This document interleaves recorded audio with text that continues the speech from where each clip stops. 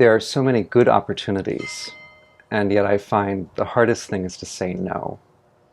And yet it's also, I find, the healthy thing I'm often called to.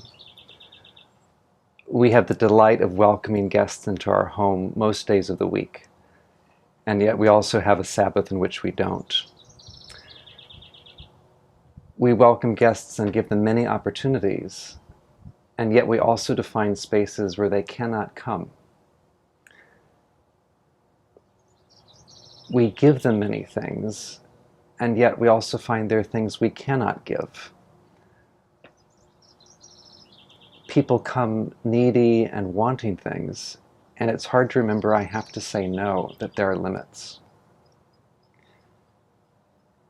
The same is true, not necessarily with guests, but also just my own experience of, most humanly, that I need sleep, that I have to stop.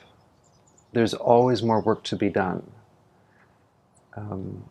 I can make my body function on less sleep, but if I do it over and over again, everything suffers.